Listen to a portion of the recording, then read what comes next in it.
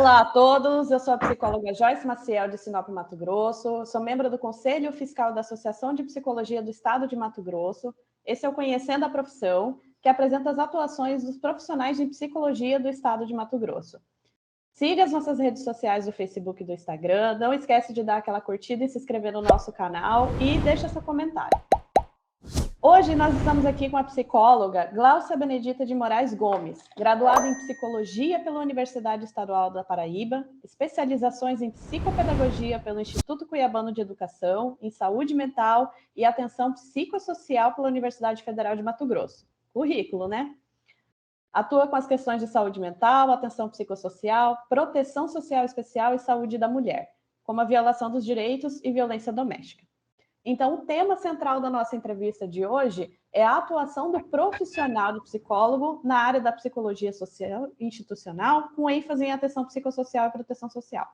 Gláucia, muito obrigada pela participação, já agradeço de antemão que você pode estar aqui conosco. Você pode falar um pouquinho do seu trabalho para a gente? Boa tarde a todos, eu agradeço primeiramente o convite. Como você já falou, meu nome é Gláucia, eu sou psicóloga, a minha graduação foi na Universidade Estadual da Paraíba, minha cidade, terra de origem, e a minha atuação se baseia nos campos da saúde mental e atenção psicossocial, proteção social e, atualmente, a saúde da mulher. Todas essas áreas, elas acabam perpassando a psicologia social. Uhum.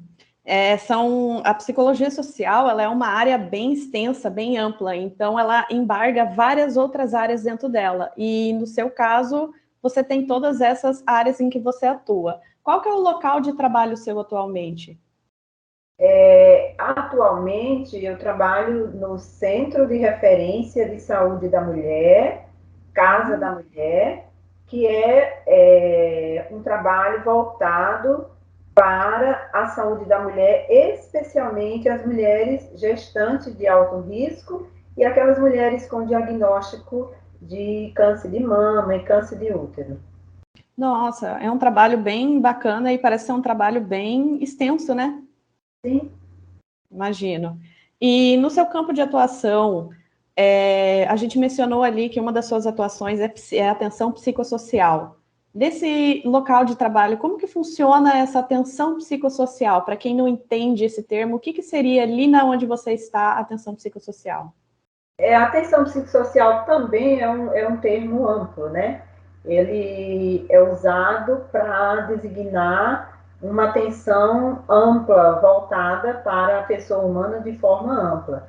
Então, na saúde mental, a gente pode trabalhar no campo da atenção psicossocial, na proteção especial, que é também uma política, a gente também pode trabalhar no campo da atenção psicossocial, e no CRASME também, porque o campo da atenção psicossocial, ele trabalha a relação saúde-doença, a relação problema-pessoa, ele não foca só, no campo da atenção psicossocial, a gente não foca só no problema ou na doença, a gente foca na pessoa, a gente foca na situação e sempre fazendo uma relação entre a doença e a pessoa. Uma coisa não é mais importante que a outra, mas as duas em conjunto. Então, na atenção psicossocial, por exemplo, no CAPES, onde eu trabalhei, a gente trabalha a questão da doença mental, né? E numa perspectiva ampla de atenção psicossocial, e na proteção social especial também,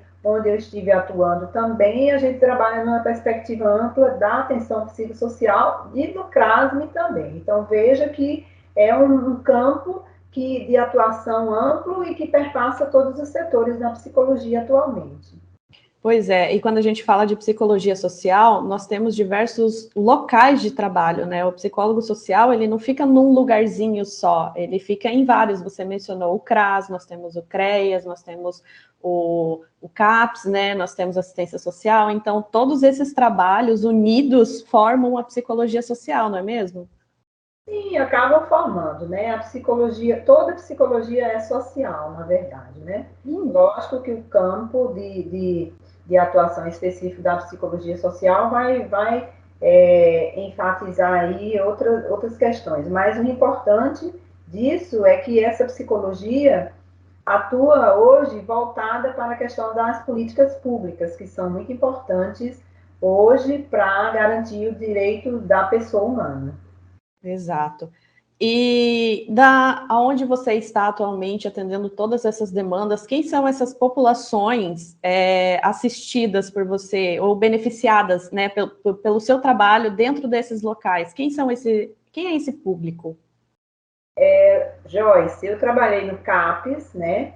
O CAPES é uma política do Ministério da Saúde, uma política de saúde mental, regulamentada, né, pela Lei 10.216, que é a lei da reforma psiquiátrica no Brasil. Trabalhei no CREAS, que é o Centro de Referência de Assistência Social, que é uma política da assistência social do SUAS, e atualmente, como já falei, estou no CRASME, né? E todas essas políticas, elas são públicas. E a política pública, ela independe da raça, independe da classe social, independe do sexo. As políticas públicas independem do gênero, elas são voltadas para todas as pessoas, para todos os indivíduos da sociedade. Sim. E aí, no CAPES, no CRASME, no CREAS, os serviços dessas políticas, eles estão abertos e prontos para receber as pessoas que precisam e que querem ser atendidas por esses dispositivos. Entendi. Então, no caso, nós temos, assim, basicamente toda a população, ela pode e deve ser assistida, então, por esses locais. E o que é importante porque, pelo que eu estava pesquisando, não é uma política pública recente, assim, no sentido de... Por exemplo, a psicologia tem 50, 60 anos, vai fazer aqui no Brasil. Já as políticas públicas voltadas para o social, elas têm um pouquinho menos de tempo, né? Elas são um pouquinho mais recentes agora no Brasil. Sim, principalmente a política de assistência, né? A política da saúde mental. Lembrando que a psicologia, né, se voltou para o estudo, para o trabalho, né, com as políticas públicas também recentemente. Então, as políticas públicas, de alguma maneira, elas também já existiam. Porém, a psicologia, enquanto profissão e ciência, ela passa a se voltar mais especificamente para as políticas públicas, estudar as políticas públicas, contemplar as políticas públicas, a partir da década de 70, final da década de 70, início de 80, mais ou menos. Uhum. Então, elas são bem, assim, entre meio termo, né? Não são tão recentes, porém, elas estão num trabalho, assim... A gente percebe, por exemplo, o CRAS, né? O CRAS, ele integra, no mapa do CRAS, o Brasil inteiro é assistido por ele. E isso é um trabalho muito legal, porque, falando, assim, da questão do público, nós temos públicos, pessoas que têm uma dificuldade de se locomover até a cidade para conseguir assistência. O CRAS, ele é o contrário, ele vai até essas pessoas. Então, por exemplo, nós temos população ribeirinha, nós temos as populações mais interioranas, e o CRAS, ele está lá, né? Ele está presente lá. Em alguns municípios, né, em algumas cidades, porque esses dispositivos de saúde, como as unidades básicas de saúde, que são unidades cobertas pelo Programa de Saúde da Família, o CAPES e os CRAs, que são cobertos pela política de assistência, eles são de base territorial. O que significa isso? Eles têm que estar fazendo parte do território. Então, quanto mais próximo das pessoas essas unidades estiverem, melhor. Então, em cada bairro, dependendo da gestão que o município oferece, a gente vai ter um número de CRAs maior, um número de unidade básica de saúde. Então, eles são de base territorial para que estejam cada vez mais próximos das pessoas, para que, por exemplo, uma pessoa que mora aqui em Sinop, no bairro Boa Esperança, não precise se deslocar até o bairro, vamos supor, Vila Mariana, para ser assistida pelo CRAS, né? Temos o CRAS Boa Esperança e temos o CRAS Menino Jesus, que acaba contemplando esses territórios, um exemplo, né? Sim, isso é muito bacana. E você, assim, como psicóloga dentro desses dispositivos, dessas instituições, como que, se uma pessoa assim que não entende a psicologia, como que você atua lá dentro, que você fala, o psicólogo dentro do CRAS, ele pode fazer isso, e como que você faz, né? Eu já vou deixar aí para você falar do seu trabalho também. Na verdade, no momento eu trabalho no CRASM, né? CRAS é o Centro de Referência de Assistência Social, né? Na política de assistência. Sim. O CREAS é o Centro de Referência de Proteção Social Especial. Também faz parte da política de assistência e é um dispositivo da proteção social especial. E o CRASM, que é a unidade que eu estou no momento, que é Casa de Saúde da Mulher, que trabalha com gestantes de alto risco, é como eu já falei, precisa que a mulher esteja gestante e que ela esteja vivenciando uma gestação de alto risco ou que ela precise buscar alguma consulta relacionada à ginecologia e obstetrícia voltada para o câncer de mama, o câncer de útero. Ah, que bacana. Então você tem esse atendimento especial à mulher ali naquele local. Isso, aqui em Sinop a gente já conta com esse atendimento e as mulheres, muitas vezes as mulheres gestantes de alto risco, elas também têm algum transtorno, algumas vezes elas desenvolvem algum transtorno, transtorno ansioso, transtorno do pânico, transtorno depressivo, e também muitas vezes elas são vítimas de violência doméstica. Então a gente vê que não necessariamente você estando numa unidade de saúde é impeditivo de que você encontre pessoas que têm transtorno mental e que também passam pela violência doméstica, porque esses aspectos, eles acabam coexistindo, eles perpassam toda essa dinâmica de atendimento. Uhum.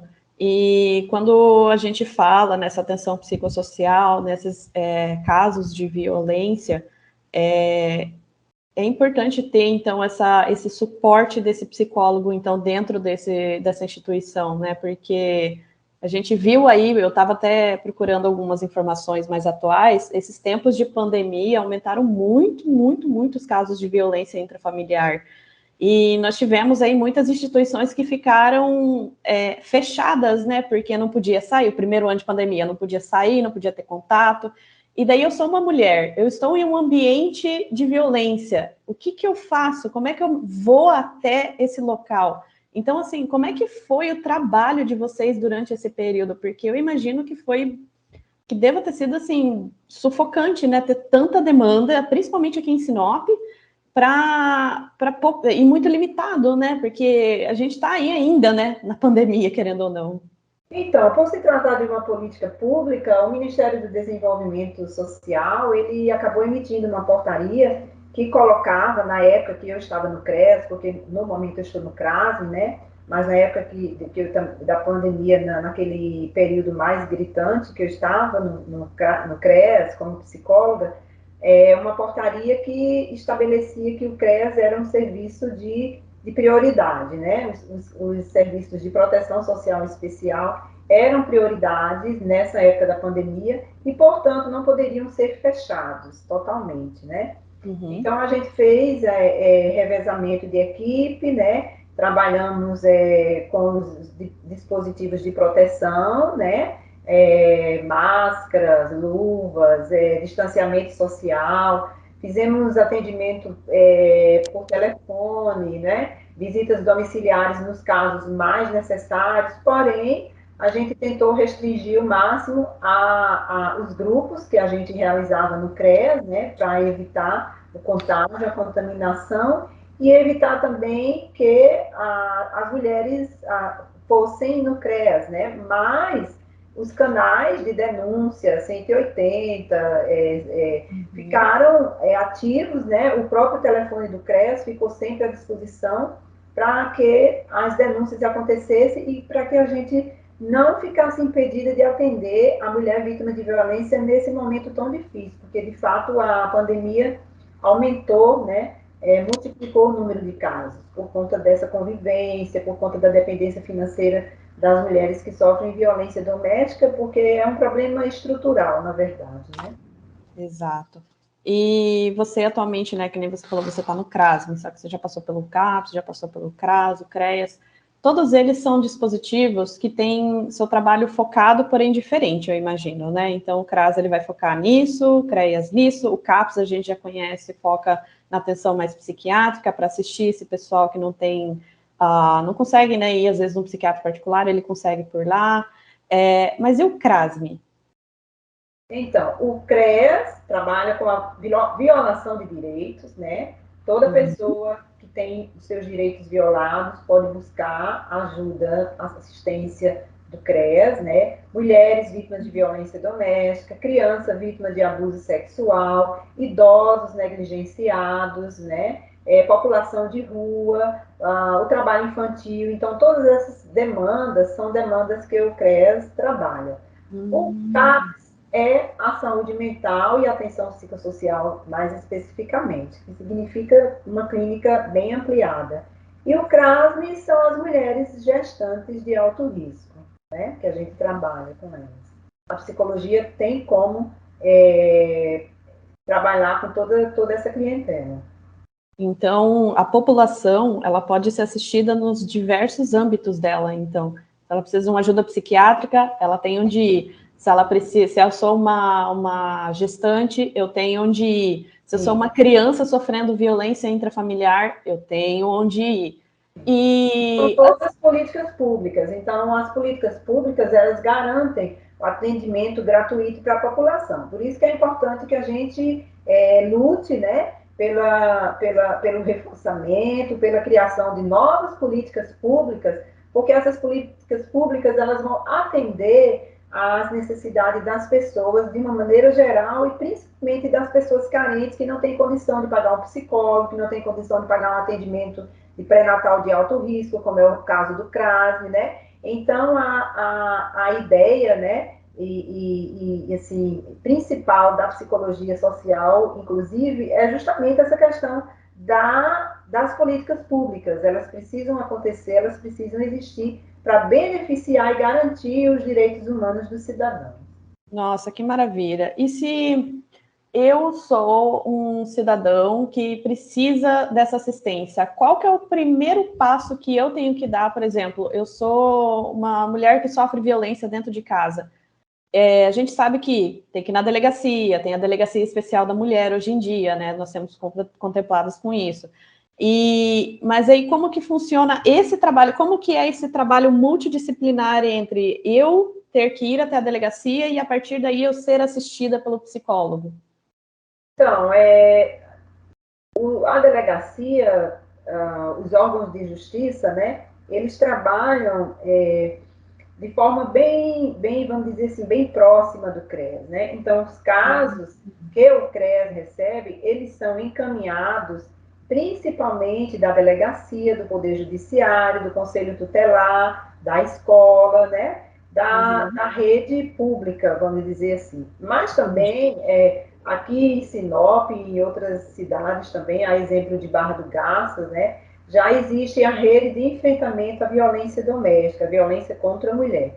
Então, essa rede de enfrentamento é a união de várias entidades públicas e privadas que se unem para fazer um trabalho de acolhimento à mulher vítima de violência doméstica, né? De acolhimento, de prestação de serviço e tudo que a mulher, vamos dizer assim, necessitar para que ela possa sair do ciclo de violência. A violência doméstica ela é um problema estrutural, é muito difícil de ser, vamos dizer assim, sanada de forma imediata, né? Ela é de base constitutiva de uma sociedade patriarcal, né? Então, a gente vive numa sociedade patriarcal na qual a gente entende que o domínio é do homem, né? E a violência doméstica é um produto dessa sociedade patriarcal, é um problema estrutural que precisa de muitos dispositivos para, vamos dizer assim, ser solucionado. Entendi. E a partir do momento que eu sou encaminhada para esse dispositivo e eu encontro, por exemplo, você lá, Glaucia, e eu sofri violência, eu vivo num ambiente violento, Como que é o trabalho? Principalmente, assim, na questão do acolhimento, né? Porque a pessoa chega fragilizada, eu imagino, nesses locais, ela chega vulnerável, então ela tá com todas as guardas dela levantada, ela tem medo de tudo. Então, como que funciona o papel do psicólogo nesse ambiente, assim, nessa questão? Como eu falei, os casos são encaminhados da delegacia, né, do Conselho Tutelar, do Judiciário, da escola, né, da saúde. E quando essas unidades, tanto CREAS, quanto CAPS, quanto CRASM, elas trabalham com equipe multiprofissional, né? Então, o enfoque nunca é só para o psicólogo, ou só para o médico, ou só para o assistente social, ou só para os demais profissionais. Ele é um enfoque multiprofissional. Então, quando a delegacia encaminha, vamos pegar um exemplo, uma pessoa, uma mulher vítima de violência doméstica, ela vai encaminhada para o CREAS. Chegando no CREAS, né, a equipe de referência da mulher vítima de violência recebe aquele caso, né, entra em contato com a mulher por telefone. Caso essa mulher não atenda o nosso telefone, a gente vai fazer uma visita domiciliar para informar para ela que nós recebemos uma solicitação de atendimento para ela. Marcamos o dia do acolhimento para ela ir na unidade do CREAS. Ela indo na unidade do CREAS, porque tem muitos casos de mulheres que não vão, né? Ela indo na unidade do CREAS, o acolhimento acontece na perspectiva multiprofissional, a assistente social, a psicóloga, a pedagoga. A gente faz esse acolhimento à mulher. A partir desse acolhimento, junto com ela, a gente traça um plano de atendimento individual, que consiste em visita domiciliar, atendimento psicológico de grupo, atendimento psicológico breve, né? Porque o CREAS trabalha numa perspectiva de atividades coletivas, ele não trabalha necessariamente com a psicoterapia, contemplando a questão da família.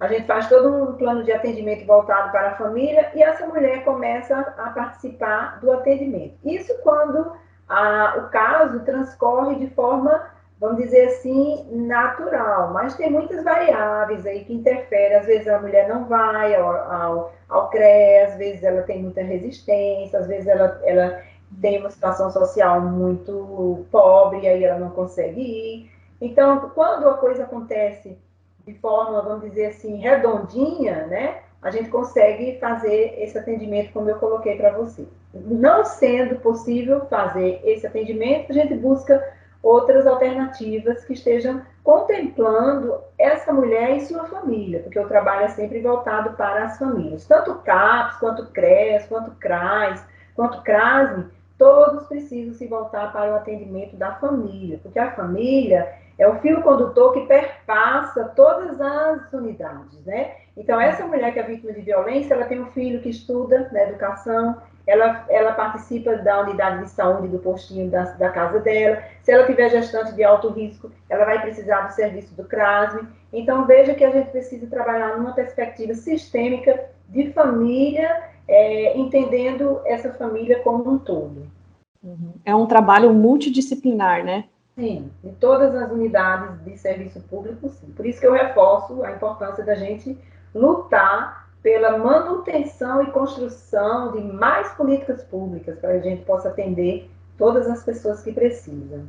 Exato, porque é um trabalho multidisciplinar, mas é um trabalho amplo, né? Porque eu não sei se você chega a ter essa informação, mas do mapa atual de violência, principalmente violência contra a mulher em Sinop, a violência intrafamiliar, então a gente percebe essa demanda, ela precisa ser assistida, que nem você falou, é estrutural. Então não dá para a gente imaginar que só de criar um único dispositivo vai funcionar. A gente precisa de colocar de uma rede em volta dessa estrutural, o que a gente está falando, para poder filtrar e disseminar.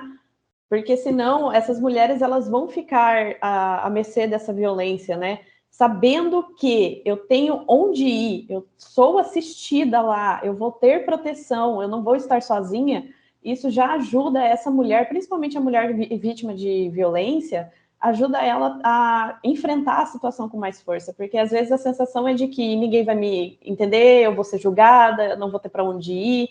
Não, você tem uma rede de apoio, você tem sim dispositivos que vão te amparar. Então, isso tem que ser colocado em outdoors, né, para todo o público saber. Isso são coisas que a gente demora a saber. Tem que ser bem divulgado, né? Como eu falei, políticas públicas, e o benefício das políticas públicas é que elas trabalham voltado para toda a população. Então, as pessoas que não têm condição, elas não ficam desassistidas. Tem profissionais de qualidade, competentes, que podem estar fazendo esse trabalho.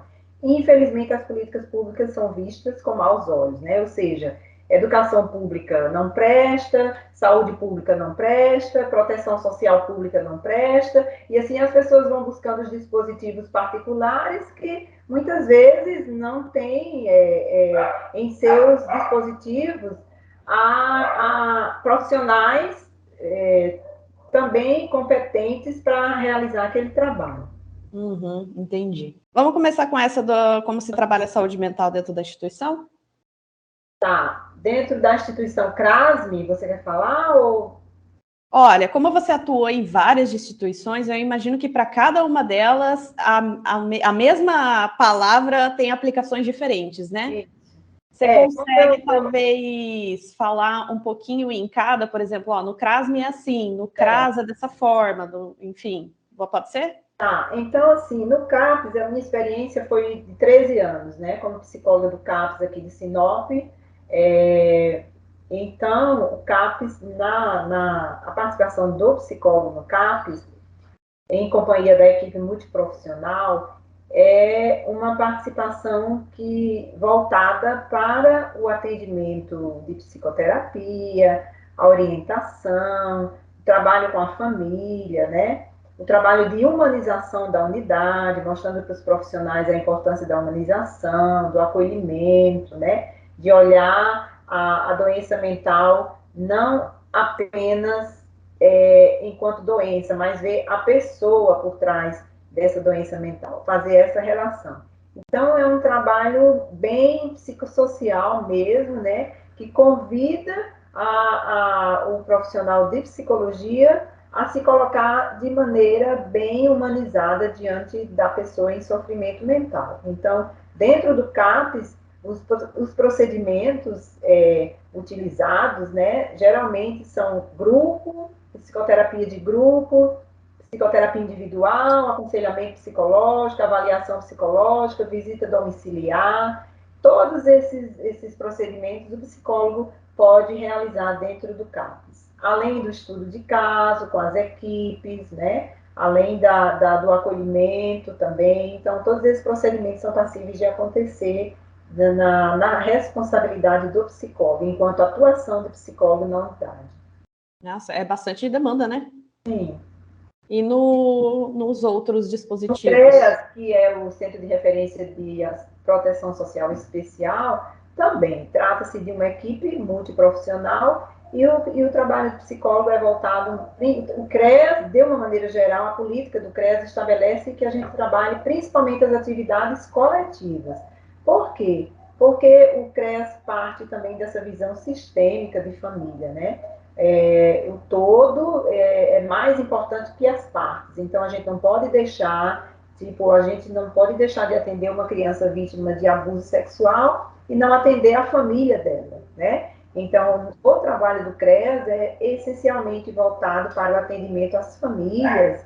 E, nessa perspectiva, o psicólogo atua com grupos, atua com grupo de família, com grupo... Vamos dar uma parada para resolver, aí a gente retoma. Pode ser? Acontece bastante. Eu acho que eles estão brigando. Vamos lá. Vamos lá. Fechado aqui ainda assim. Não, mas acontece. Ainda bem que é gravado, né? Vamos lá. Vamos dar um take e a gente retoma. E então, nessa perspectiva de família, né, o trabalho do psicólogo no CREAS se volta para o atendimento global às famílias. Então, a gente trabalha com grupo de família, com grupo de criança, grupo de adolescente, grupo de mulheres. Todos os procedimentos ofertados são principalmente coletivos, grupais. Quando a mulher, a criança vítima de violência chega, ela também passa por uma avaliação psicológica, mas essa avaliação psicológica é com foco no atendimento da família e nunca, principalmente, do atendimento da pessoa de forma individualizada. Quando o psicólogo percebe que a criança precisa de um atendimento individualizado, de procedimento psicoterápico, ela faz o encaminhamento dessa criança para as unidades de saúde que trabalham com a psicoterapia especificamente. E no CRASM, que é o Centro de Referência de Saúde da Mulher, que a gente trabalha com gestantes de alto risco, é fundamental, é super importante também o trabalho do psicólogo, porque são gestantes de alto risco. Então, é uma demanda que, por si só, gera sofrimento psicológico, né?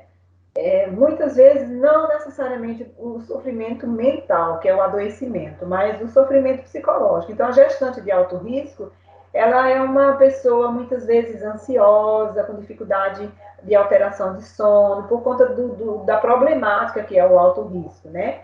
Então, Entendi. O psicólogo atua, nesse caso, fazendo tanto o procedimento de, vamos dizer assim, de prevenção à depressão pós-parto, quanto o pré-natal psicológico, que é onde ele vai orientar, vai acolher, vai conversar com a família, vai preparar a mulher para a relação mãe-bebê, depois que o bebê nasce, o aleitamento materno, vai trabalhar os aspectos psicológicos da relação mãe-bebê e também vai preparar a mulher para ela possa organizar a sua rede de suporte, a sua rede de apoio, que é o que a gente denomina quando a mulher ganha um neném. Ela precisa de uma rede de apoio, ela precisa de uma rede de suporte que ajude ela a cuidar do bebê. E o psicólogo no CRASM, ele trabalha com todos esses dispositivos. Ele tem em seu favor todas as ferramentas para que ele possa atender com qualidade a mulher que busca a nossa ajuda. Eu percebo assim, você me corrija se eu estiver errada, mas é quase que um trabalho de psicologia perinatal, né? Essa assistência toda em volta dessa gravidez, dessa mulher, que nem você falou, não deixar ela o alento, né? Porque às vezes ela não tem o suporte de uma família, às vezes ela não tem o suporte de um parceiro, mas ela tem um lugar que ela vai ser acolhida, ela tem um lugar que vai orientar ela justamente para prevenir um dos casos, assim, eu acho que é um dos mais recorrentes ultimamente, que é a depressão pós-parto, né? Porque a gente vê uma crescente, né, desses casos. Então, muitas vezes ela já tem episódio depressivo, né? Em outras gestações, ela também já é uma pessoa depressiva, então isso é um fator de risco para a depressão pós-parto. Então, o psicólogo vai fazer todo esse trabalho juntamente com a equipe, médico, enfermeiro, assistente social, técnicos de enfermagem, e vai também fazer os encaminhamentos intersetoriais necessários. Se ela precisar fazer a realização do cadastro único no CRAS, se ela precisar fazer um atendimento no CAPES, então a psicóloga pode fazer esses encaminhamentos também, para que possam via somar no atendimento dela. Entendi. E então, assim, a pessoa, a gente percebe então que as políticas públicas, todos esses dispositivos, eles atendem diversas demandas em diversas situações e toda a população é beneficiada com isso, né? Agora, sim, eu sou uma pessoa que está em risco social. Qual que é o primeiro passo? Quem que eu busco? Assim, eu vou direto lá no CRAS ou eu tenho que acionar alguém? Eu estou em risco social ou eu conheço alguém que está em risco social? O que eu faço? Qual que é o passo a passo, vamos dizer assim? Então, risco social, Joyce, é uma palavra muito ampla, mas, assim, em termos de violação de direitos, né, principalmente, que é quando a mulher tem seus direitos violados, ou a criança, geralmente essas pessoas chegam à unidade do CREAS ou do CRAS, né, através de encaminhamentos, denúncia, os vizinhos denunciam, vamos supor, um idoso que esteja sofrendo maus tratos, acontece a denúncia através do Disque 100, através dos canais de denúncia do 180, as pessoas denunciam, ou o Conselho Tutelar encaminha, ou a delegacia encaminha, então elas sempre chegam através de algum órgão, né?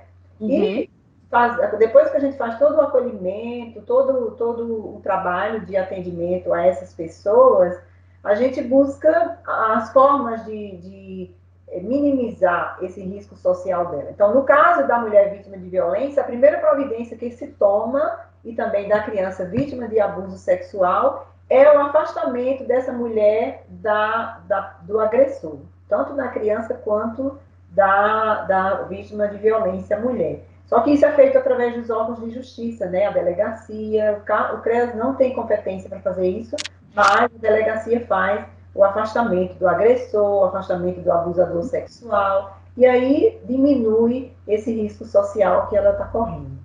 Entendi. Então, é mais ou menos dessa forma, então, que acontece, né? Porque... E demanda espontânea também. Às vezes ela vai, ela busca, olha, eu estou sofrendo, estou precisando de ajuda. E daí a gente já aciona toda a rede de serviço municipal e agora, principalmente também, a rede de enfrentamento, que é uma rede que já tem em Sinop, né? A exemplo de Barra do Garças, que é a referência no estado, né, da rede de enfrentamento. Sinop também já está construindo desde 2018, 2019, essa rede de enfrentamento, que tem dado grande contribuição, que tem feito um trabalho muito importante em prol da mulher vítima de violência doméstica. Lá no começo eu esqueci de perguntar e eu acho assim interessante, porque todos esses trabalhos são muitas demandas, né? Então, assim, você tem muitas demandas, eu imagino que todas elas tenham assim os seus pesos, né, na forma de trabalhar. Você atua sozinha atualmente ou você tem uma equipe de mais psicólogos, vamos dizer assim, para poder passar para mais pessoas? No CAPES, né, eu acho que, se eu não me engano, aqui em Sinop, atualmente, são 2 psicólogos, né, que atuam no CAPES. No CREAS também nós temos, eu acho que 3 psicólogos que atuam. Em cada CRAS, aqui nós temos 4 CRAS no município, também temos 4 psicólogos que atuam nessas 4 unidades. No centro de especialidade, nós temos 2 psicólogos que atendem. E no Centro de Referência de Saúde da Mulher, que é onde eu estou no momento, que é uma construção nova, não tem nem 2 anos de fundação ainda. No momento, estou eu apenas como psicóloga construindo o serviço de psicologia dentro da unidade. Mas é lógico que com o crescimento da demanda, a situação tende a melhorar e mais psicólogos poderão se somar ao projeto de atendimento da equipe. Porque pelo que a gente percebeu durante toda a nossa entrevista, todas essas populações atendidas, elas se beneficiam muito do trabalho do psicólogo, né? Porque eu fico imaginando como era antes do psicólogo dar seus ares desses ambientes, mas hoje em dia ele faz um trabalho multidisciplinar que é maravilhoso, né? E requer muito amor, né, a essa profissão, eu imagino. Exatamente. Ele tem que sair mesmo da caixinha, né? Dos consultórios e entender a pessoa humana como um todo e trabalhar na perspectiva da multiprofissionalidade, quer dizer, de compartilhar saberes, né? Ele não pode ficar preso ao seu próprio saber. Ele precisa compartilhar e trabalhar com a intersetorialidade, que é um dos nossos maiores desafios. O que seria isso, né? A troca de informação entre essas políticas. Então, a política de assistência precisa se dialogar com a política de saúde, que precisa dialogar com a política de educação, que precisa dialogar com a política de saúde da mulher, para que a gente possa trabalhar numa visão mesmo de sistêmica, onde o todo é mais importante que as partes. Exato. E eu acho importante, porque eu, particularmente, eu tive uma experiência na área da assistência social, eu fiz um estágio, né, no CREAS, e na graduação a gente tem todo o CREAS, eu fui no CREAS. Aqui em Sinop, o CREAS e o CAPS, tive esses 2 estágios na social.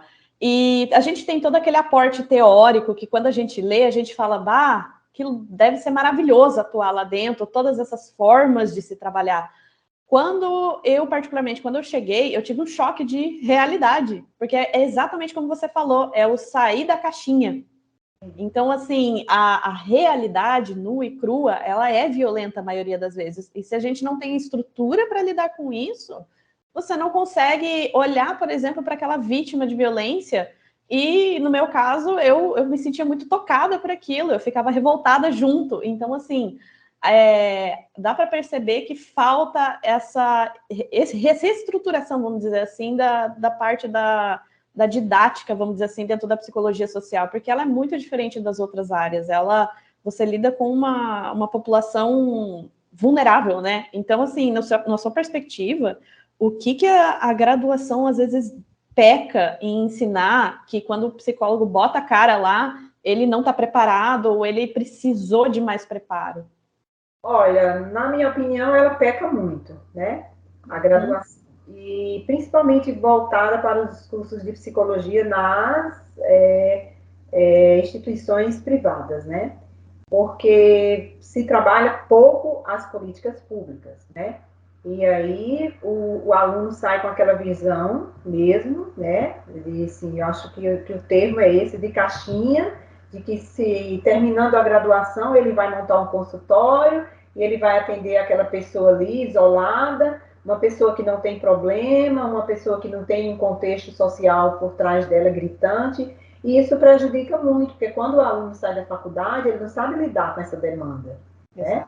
Ele fica, e agora? Ele se sente realmente impotente, porque as universidades estão deixando de trabalhar as políticas públicas. Nós temos políticas públicas na educação, temos política pública de inclusão das crianças especiais, temos políticas públicas da assistência social, políticas públicas da saúde mental, da saúde da mulher, e a graduação no seu currículo, né?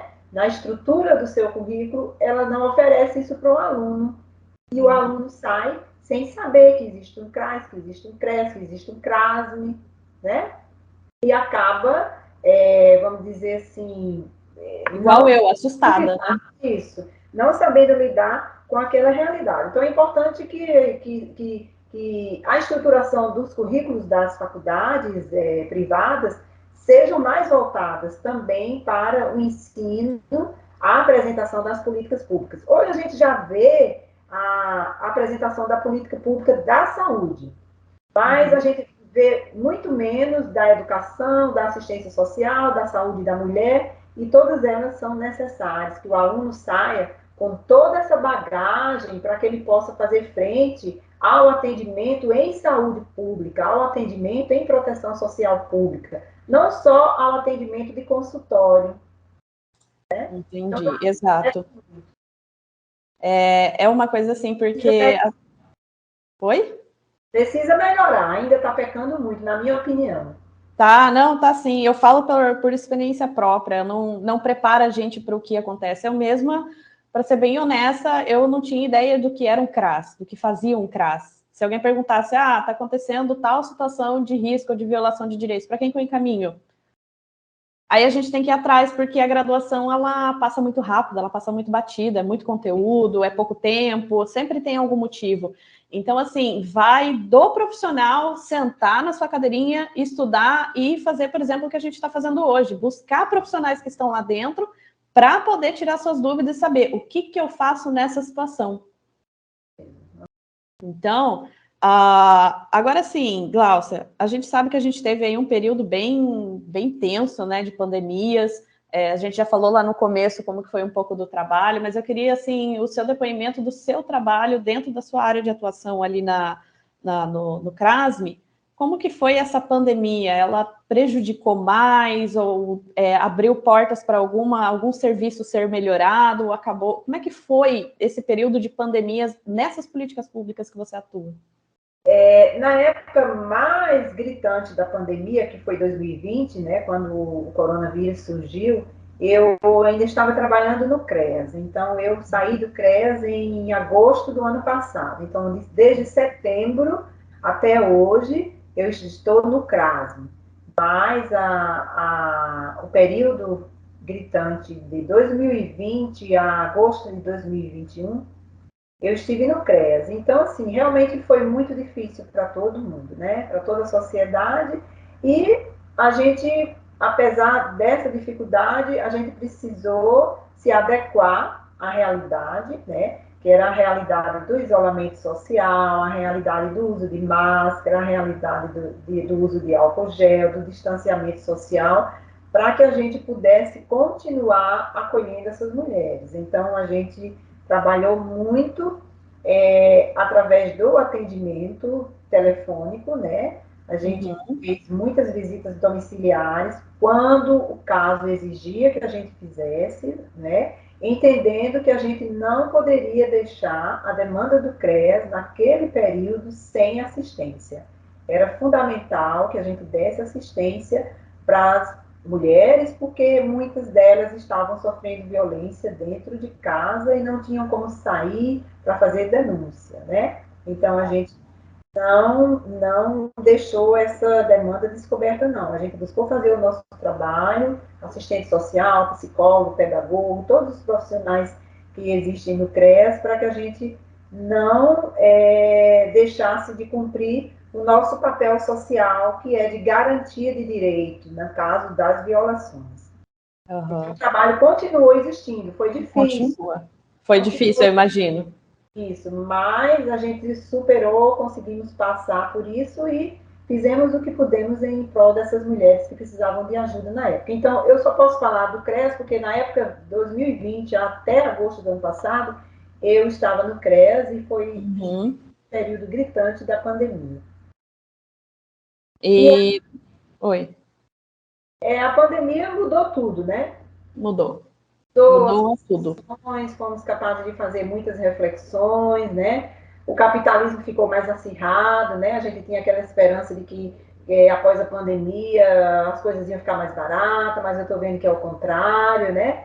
Então, assim, temos muitos desafios ainda pela frente, né? Diante dessa pandemia. A pandemia está se indo, a contaminação pela Covid-19 está finalizando. Mas o problema da pobreza continua, o problema da violência doméstica continua, o problema do preconceito racial, de gênero continua, porque são problemas estruturais, né? A nossa sociedade capitalista, ela é estruturalmente, ela é basicamente estruturada no patriarcado, no racismo e no capitalismo. Então, são problemas muito amplos para a gente conseguir dar conta com pequenas ações. É mais uma questão de processo longo mesmo, de educação. Então, uma vez até eu participei de uma banca de uma palestra na universidade, né, na FACIP, sobre a violência doméstica, e a pessoa fez a seguinte pergunta.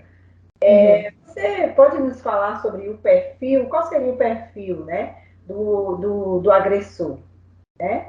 E eu coloquei para ele, olha, essa pergunta que você faz é uma pergunta muito boa. Alguns estudiosos traçam, sim, um perfil para o agressor, né, da mulher, quando ela sofre uma violência doméstica.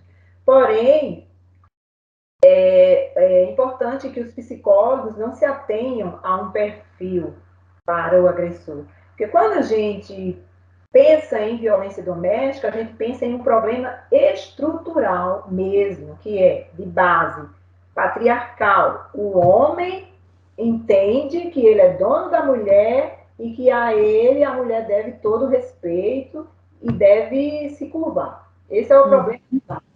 Quando a gente traça perfis, eu não quero dizer que a gente não possa traçá-los, né? Mas quando a gente, principalmente o psicólogo, cai na tentação de traçar perfil, o abusador é assim, é assim, é assim, a gente vai estar lançando um olhar preconceituoso sobre esse homem e a gente vai estar negando o problema básico, que é estrutural, que é o patriarcado, que está por trás da violência doméstica. Então, para além de um perfil, existe o sistema estrutural no qual a sociedade ainda acredita, mesmo que de maneira sutil, de que o homem é o detentor de todo o poder. Então, esse é o problema básico. Então, quando a gente traça perfil, a gente deixa de ver esse problema. A gente pode, sim, traçar um perfil, mas que a gente não deixe de ver o problema da violência doméstica como violência, como um problema estrutural. E como problema estrutural, ele não é fácil de ser resolvido. a curto prazo. A curto prazo, e a gente está falando de um país bem grandinho, né? Para se trabalhar um problema estrutural, porque... tipo de mundo, vamos dizer assim, né? Sim, a gente traz, por exemplo, no mapa, assim, geral, eu procurei algumas pesquisas e, assim, só no primeiro semestre, vamos dizer assim, do início da pandemia em 2020, o 180 recebeu mais, assim, a demanda aumentou 50% dos casos de violência e denúncia. Então, assim, a gente percebe, como você falou, é estrutural. Às vezes essa mulher, ela sofre uma violência, só que ela consegue sair de casa para trabalhar, ela consegue sair de casa para ir no mercado, ir numa farmácia, então ela sai desse ambiente. Agora, o período de pandemia e de isolamento, ela tinha que ficar lá dentro. E uma coisa que é interessante é que esse agressor, igual você falou, ele não tem um perfil, não vem uma plaquinha, né, que diz ele é assim, assim, assado. Não tem, não existe isso. Ele é uma pessoa que às vezes ele pode não ser um agressor físico, mas a gente entende a agressão como verbal, como psicológica, financeira. Ele controla ela, ele controla os aspectos de vida dela, ele causa todo aquele transtorno psicológico naquela mulher e ela está dentro de casa com ele. Então ela é obrigada a trabalhar dentro de casa para esse homem, porque senão ele pode ter um acesso de raiva, ele pode diminuir ela, pode. Então, assim, esse tempo de pandemia, por isso que eu perguntei, porque são esses locais de trabalho, o CRASME, o CRAS, o CREAS, o CAPS, a Delegacia da Mulher 180, vocês devem ter trabalhado dobrado, né, nesse tempo de pandemia. Uhum. E ainda estão, né? E a violência doméstica descrita na Maria da Penha, ela tem vários tipos, né? A violência psicológica, a violência física, a violência patrimonial, a violência sexual e a violência moral.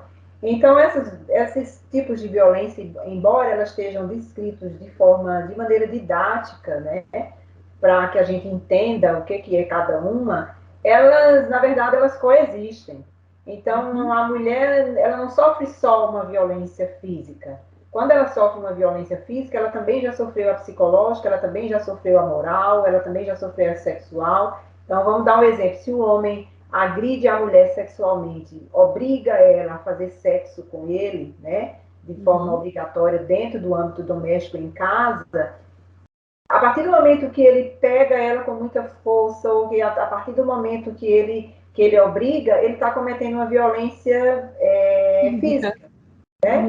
E quando ele consegue o ato sexual, é uma violência sexual, mas a lacuna, a dificuldade, vamos dizer assim, o sofrimento psicológico que ele vai causar nessa mulher faz com que ele também esteja cometendo uma violência psicológica. Né? E a partir do momento que ele, com essa conduta física, psicológica e sexual, obriga ela a sair de casa na madrugada fugida para não ser morta, ele está cometendo uma violência patrimonial.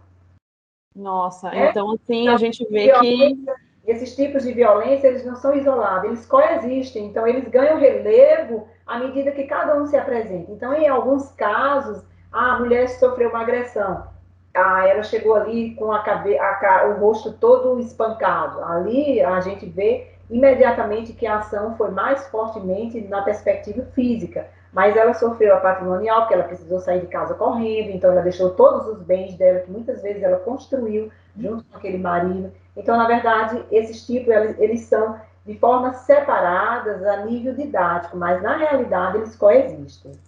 Exato.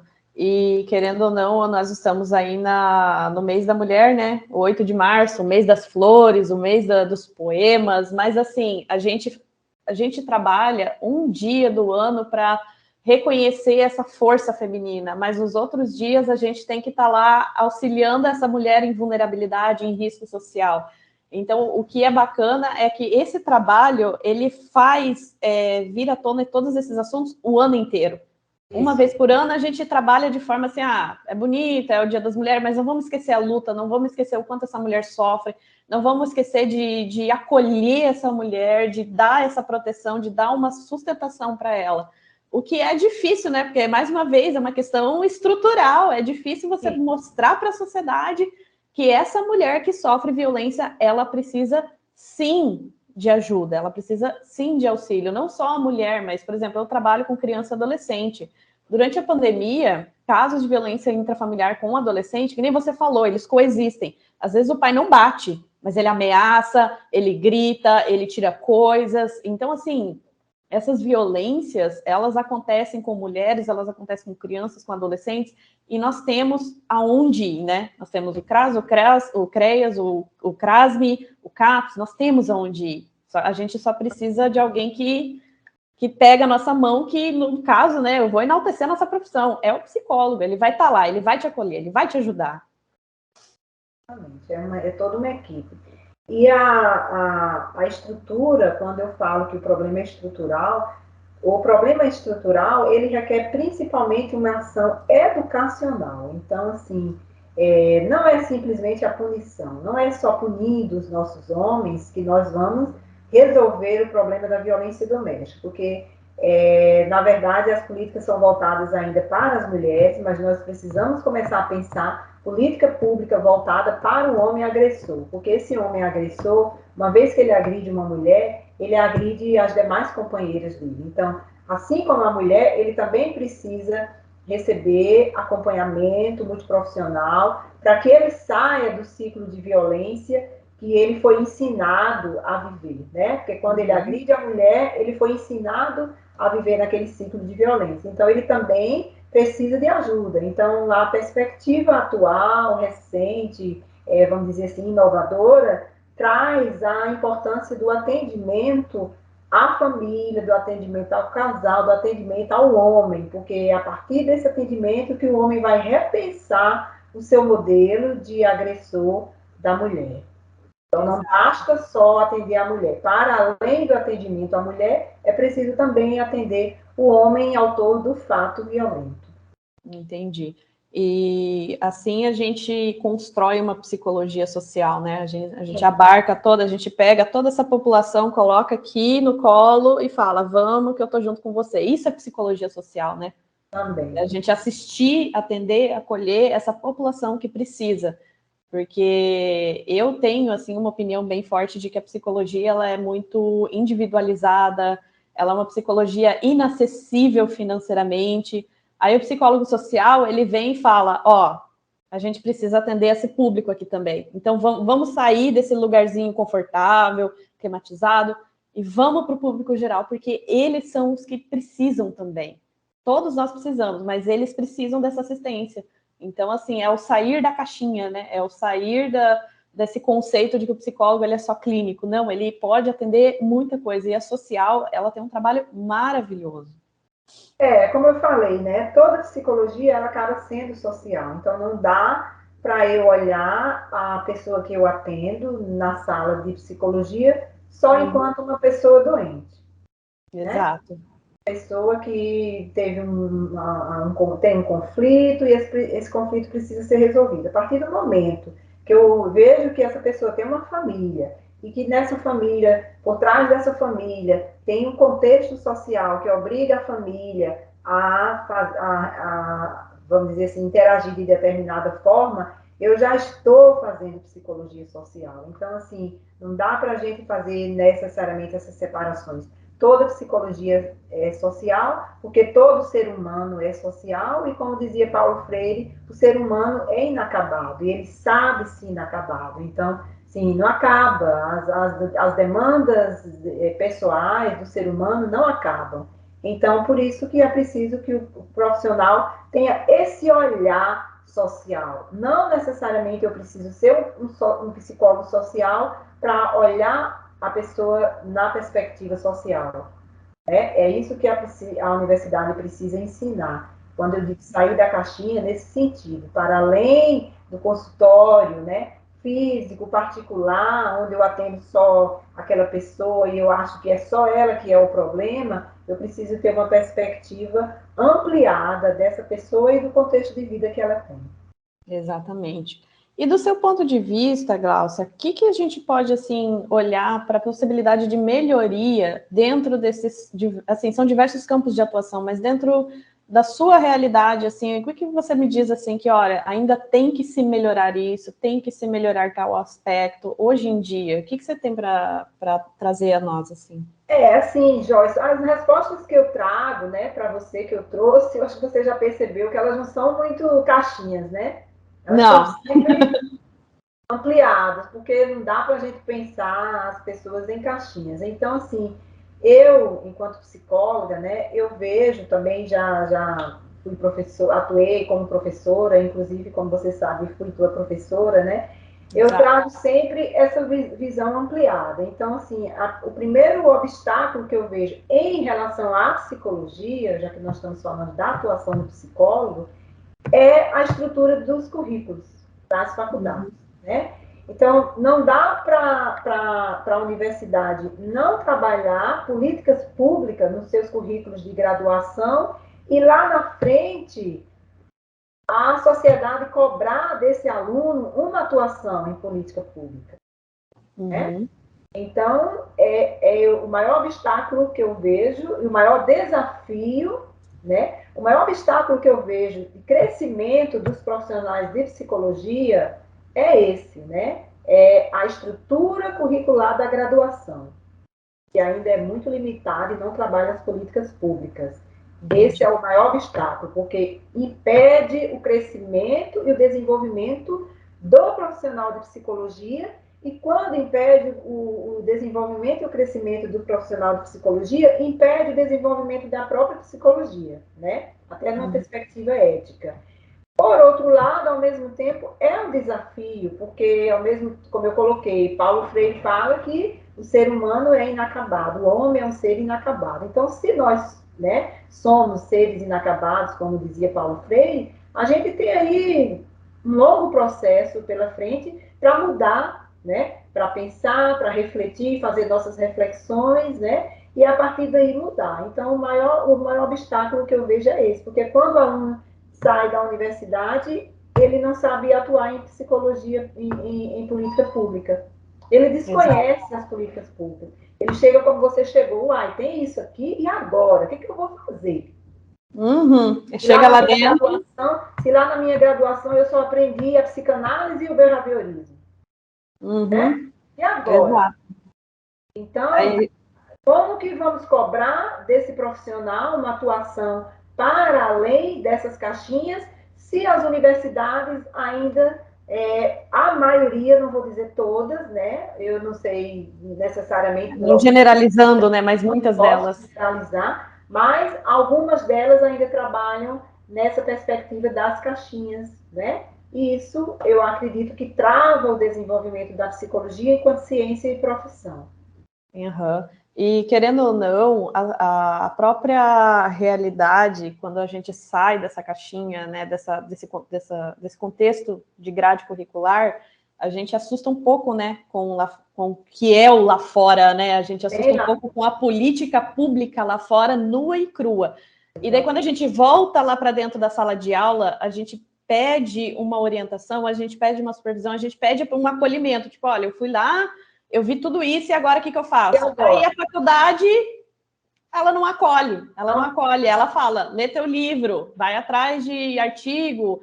Então, assim, os próprios projetos de escolas de estágio residenciais, eu particularmente acho uma ideia maravilhosa, é uma residência do psicólogo naquela área, você ainda está graduando, mas você vai graduar nessa área, se você quiser. Aí sim ele vai para a realidade, aí ele tem um aporte melhor. Isso, exatamente. É toda uma discussão social da nossa profissão, uma construção ética. Exato. Está cada vez mais preparado. E dentro do seu trabalho, você acredita que tenha melhoria? Eu imagino que tenha, né? Melhorias a serem feitas atualmente no seu trabalho? Trabalho que você fala no âmbito da unidade? Na unidade, no CRASM, né? Que é o que você está atualmente. Sim, eu cheguei na unidade, né? E fui convidada para construir o serviço de psicologia, né? Na unidade. E são muitos desafios, mas ao mesmo tempo que eu encontrei esses desafios, eu encontrei também uma coordenação disposta a acolher esses desafios, uma coordenação que entende a importância do trabalho psicológico, do trabalho multiprofissional, né? E assim a gente vai com mais facilidade buscando a melhoria do ambiente, né? Buscando a melhoria do trabalho psicológico. Então, eu só tenho a agradecer a coordenação do CRASM, né? Que atual, né? Na pessoa da professora Graça, da Universidade Federal, que ela também é professora da Universidade Federal, é enfermeira, e ela é uma pessoa muito sensível e acolheu a minha demanda de psicologia. Em que sentido? Olha, Graça, a gente precisa se voltar para uma perspectiva mais multiprofissional aqui. A gente precisa mostrar com mais ênfase a identidade do psicólogo. E ela me acolheu totalmente para que a gente possa estar fazendo esse trabalho de ampliação do serviço de psicologia sem perder a característica multiprofissional do serviço, mostrando que todos os profissionais são importantes na lida, no tratamento com a mulher gestante de alto risco. E o psicólogo mais ainda. Mas tem muitos desafios, mas eu acredito que vou vencê-los a cada dia. Vai sim, com certeza. Vai vencer. Vai, não, já venceu, já venceu. Vencer. Glaucia, se eu quiser conhecer o seu trabalho em loco, que fala, eu posso estar visitando o seu trabalho, tá lá uma pequena estagiariazinha do seu lado lá? Agora pode, visitar pode, né? Agora, assim, em termos de estágio, não sei necessariamente, mas visitar. Agora, ontem eu recebi 2 estagiárias, né, do curso de psicologia da Unic, que vão estar fazendo estágio lá comigo, né, conversando, orientei, e a partir de abril elas vão começar a estagiar. Então, olha só que bacana. Quando eu cheguei no CRASM em setembro, já a Graça também já me apresentou, olha, Glaucia, o pessoal da universidade veio aqui e está precisando de campo de estágio. Daí eu abri vaga para 3 estagiários da Unic, e agora são 2 estagiários da Unic também que voltam para fazer o estágio lá. Mas você, qualquer outro profissional que queira conhecer a unidade, conversar, é só entrar em contato que eu disponibilizo um horário para a gente conversar e orientar. É importante que todos os psicólogos saibam, né, o trabalho que os outros colegas dizem. Exato. É a proposta do vídeo, né? Justamente a proposta da nossa entrevista é fazer com que isso tudo seja público, que as pessoas assistam o vídeo e elas falem, poxa, então é isso que acontece, é assim que se forma, é isso que eu vou encontrar lá. E não só para o psicólogo já formado, ou para quem ainda está em graduação, mas para o público em geral, que às vezes não tem noção do que é o trabalho, né? Porque a política pública, ela tem toda essa demanda, porém, ela às vezes, ela não deixa transparecer, né? A gente ainda tem que deixar isso, que nem eu falei, um outdoor, vamos dizer assim, sabe? Deixando bem escancarado, mas a pessoa que não é profissional, ela tem que ter acesso a essa informação, e é isso o propósito dessa entrevista. As políticas públicas muitas vezes não são divulgadas, principalmente no que tange ao trabalho do psicólogo, mas também, Joyce, elas, nessa estrutura capitalista que a gente vive, as políticas públicas têm sido muito atacadas, né? O governo atual ataca bastante as políticas públicas, né? Então, assim, o governo nacional atual ataca bastante as políticas públicas, elas têm sido muito atacadas, e a partir desse ataque, muito desvalorizados. Então, você encontra, eu trabalho no serviço público há 19 anos aqui.